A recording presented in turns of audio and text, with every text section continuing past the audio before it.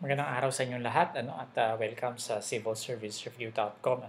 Yung pag-aaralan natin ngayon ay kung paano ba mag-add ng decimal numbers. Okay, so medyo madali itong lesson na ito. So paano ba natin ina-add, for example, ang 1.8 plus 2.1?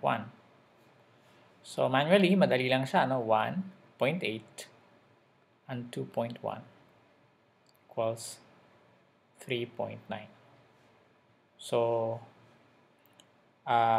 madali lang. I-add na natin yung mga numbers. Example 2. 2.09 plus 1.4. Okay? So, 2.09.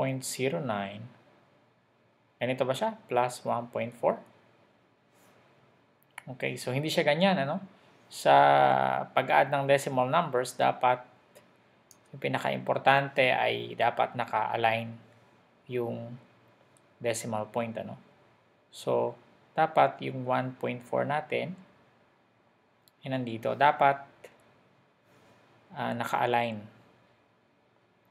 yung ating decimal points. So, pag walang nakalagay na number dito, ibig sabihin niyan 0. That means 1.40. So, just bring down 9. 9 plus 0 is 9. 0 plus 4 is 4. And 2 plus 1 is 3. Okay?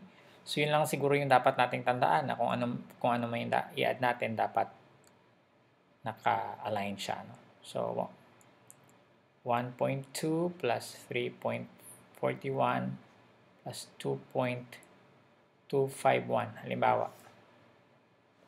So, 1.2 plus 3.41 plus 2.251. Okay? So, again, kung walang number, sabihin niyan ay 0. So, 0, ibig sabihin nito dito ay 0. So, pag inad natin, 0 plus 0 plus 1 is 1. And then 0 plus 1 plus 5 is 6. Then 2 plus 4 plus 2 is 8.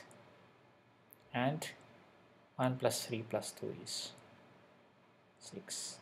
Okay, tama ba tayo? 1, 6, 8. And then 6. Okay, last example.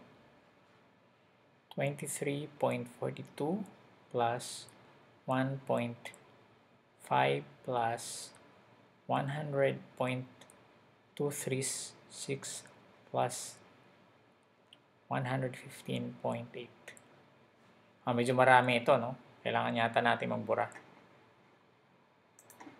So, okay, burahin natin itong example dito. Dalawang examples natin.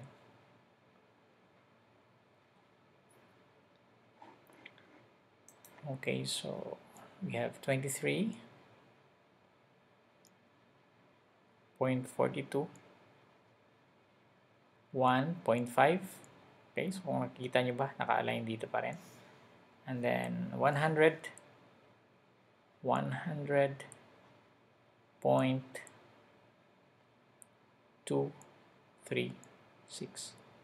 Mukhang hindi siya naka-align, pero dapat naka-align siya, no? And then 115.8.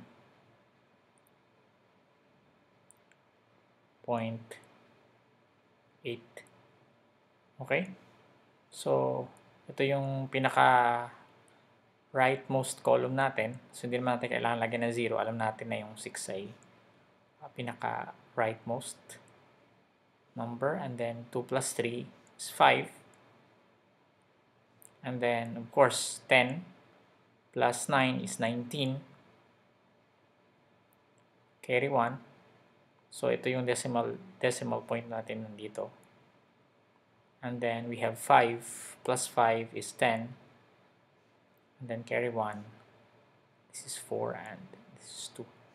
So, again, tingnan natin. 6, 5, 19, carry 1. 5 plus 5 is 10.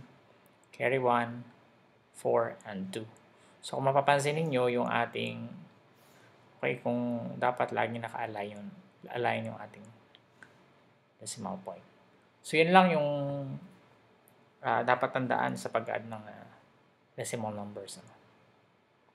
Okay, so maraming salamat. I hope na meron kayong natutunan ngayong araw na to. Para sa mas marami pang examples, bumisita lamang sa civilservicereview.com. Maraming salamat at magandang araw sa inyong lahat.